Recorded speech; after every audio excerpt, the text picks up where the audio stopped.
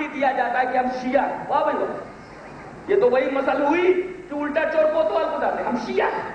چلیے ان کے گھر کی شہادت مولانا عبدالحی فرنگی محلی لکھنوی حنفی. مولانا عبدالحی صاحب حنفی فرنگی محلی, ان کی کتاب الرفع والتکمیل ملتی ہے, بازار میں پڑھ لیجیے. الرفع والتکمیل کے اندر لکھتے ہیں حنفی, کیا لکھتے ہیں؟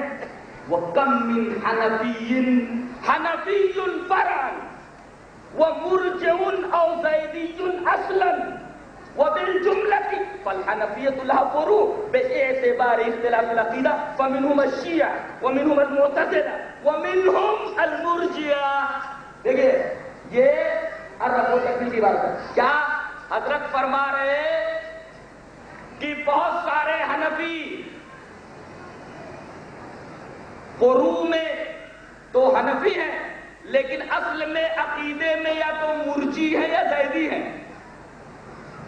اور خلاصہ یہ کہ وہ بالجملتی, خلاصہ یہ کہ فالحنفیت لها فروع, یعنی حنفیت ہے مینی برانچز, بہت سے شاخ رکھتی ہے, بہت ساری اس کی شاخیں ہیں. باعتبار اختلاف العقیدہ, عقیدے کے اختلاف کے واسطے, یعنی عقیدہ مختلف ہوتا جاتا ہے اور اس طرح حنفیت کی شاخیں مختلف ہوتی چلی جاتی ہیں. تو بعض حنفی مرجی ہیں, بعض حنفی معتزلی ہے اور بعض حنفی شیعہ ہے. یہ گھر کی شاخ ہے. اور آپ کو معلوم ہے مرجی کسے بولتے, معلوم ہے مرجی کسے بولتے؟ عقائد مدار نجات ہیں, اعمال مدار نجات ہیں. خالی ایمان لے آؤ, اس کے بعد جو چاہے کرو. مجھے آپ خالی ایمان لے آؤ, کلمہ پڑھ لو لا الہ الا اللہ محمد رسول اللہ, آپ کو نماز پڑھنے کی ضرورت نہیں, آپ کو روزہ رکھنے کی ضرورت نہیں, آپ کو زکات دینے کی ضرورت نہیں, آپ کو کسی عمل صالح کرنے کی کوئی ضرورت نہیں ہے. ایسے عقیدہ رکھنے والوں کو مرجی کہا جاتا ہے, جن کا عقیدہ یہ ہے کہ عقائد مدار نجات ہیں, اعمال مدار نجات نہیں ہے. یعنی آدمی ایمان لے آئے تو اعمال کی کوئی ضرورت نہیں. یہ مرجی لوگوں کا عقیدہ ہے. گویا کہ بعض حنفی مرجی ہوتے ہیں, اور شیعوں کے بارے میں تو آپ جانتے ہی ہیں. شیعوں کے یہاں 12 امام معصوم ہیں. ادھر کتنے امام معصوم ہیں؟ 4. ادھر 4 ہیں, ادھر 12 امام معصوم ہیں. تو شیعت سے آپ کا انسلاک زیادہ ہے, آپ کا تعلق زیادہ ہے کہ ہمارا.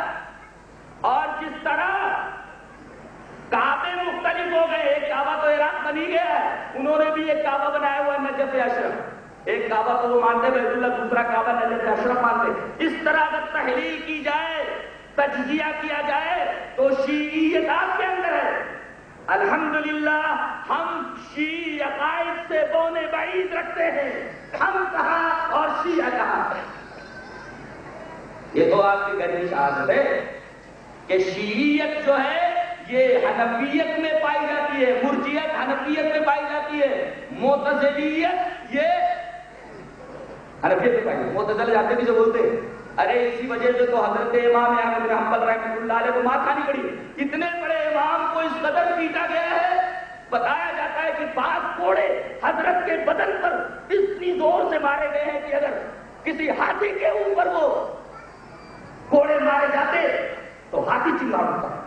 حضرت امام احمد بن حنبل رحمت اللہ علیہ جو ابتلا اور آزمائش میں مبتلا ہوئے وہ معتزلہ کی وجہ سے. معتزلہ یہ کہتے تھے کہ قرآن مخلوق ہے, اور حضرت فرماتے تھے کہ قرآن مخلوق نہیں ہے.